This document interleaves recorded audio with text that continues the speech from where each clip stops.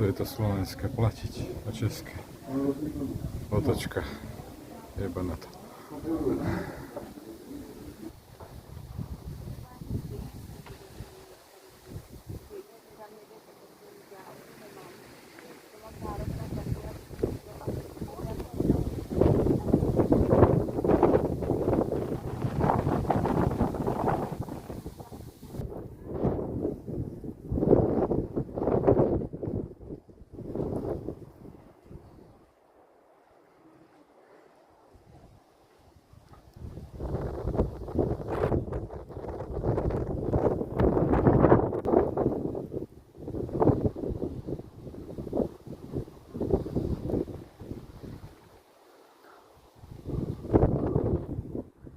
Na to, aby sa človek dostal do vežičky, si musí zaplatiť peniaze.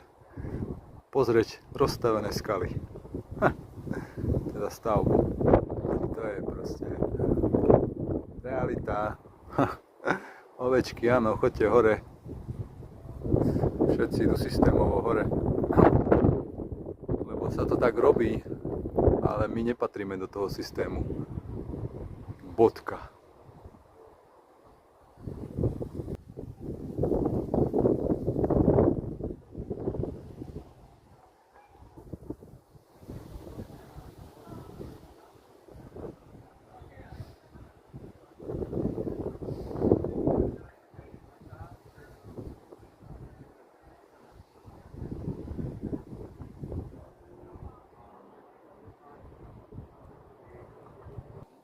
Tu jasne vidno, že je to roztečená budova.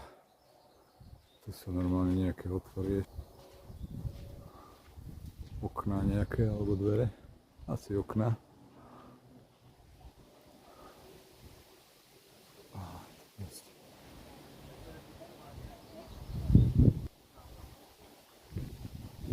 Tu takisto. Všetko je tu budova stará. To podmila voda.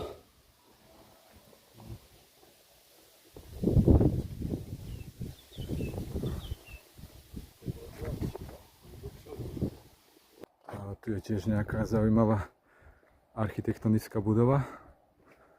Pozrieme sa na to, čo je to zač. Takže je to židovský cintorín, za ktorý sa tiež platí otras. Človek má ísť platiť za to, že vidí hroby. To je neskutočné.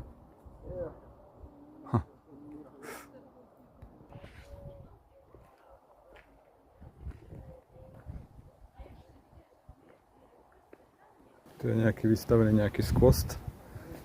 Asi zrejme tu bol nejaký nápis.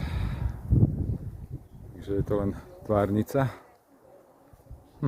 Vlastne nič, len toto. No, tu sú nejaké poprestávané apartmánové domčeky, ale krásne.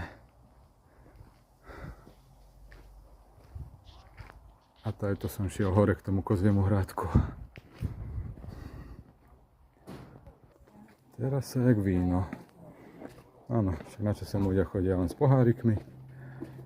Si dať vínko, poodpájať sa. Úplne žiaden význam to nemá. Iba si dať vínečko zo všetkých barov tu, odpojiť sa od energie a hotovo.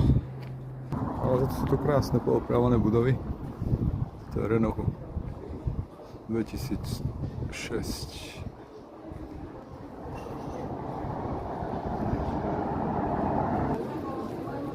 No,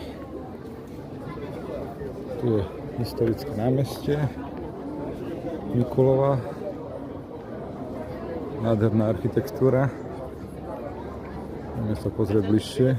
Máme nejaký stĺp, nejaký rímsky štýl tam vpredu. Pozrieme sa na to, čo to je zač. Takže tu je nejaký stĺp. A toto má nejaké rímske známky architektúry alebo také niečo.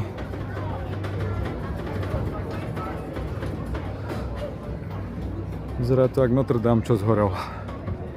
Tá budova. Zaujímavé.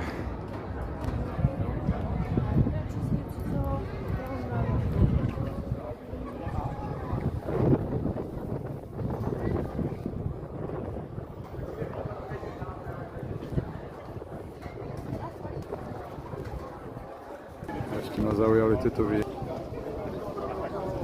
To je zaujímavé, tam je Dio, ako grécky boh. A nejaké rímske názvy zase, alebo niečo také.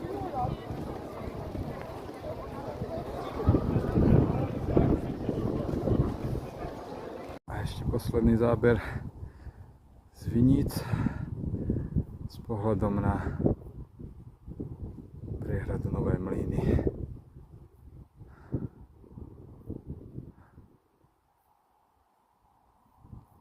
A ešte jeden záber na priehradu Nové Mlýny v celej svojej kráse, ale kúsok asi nevidno.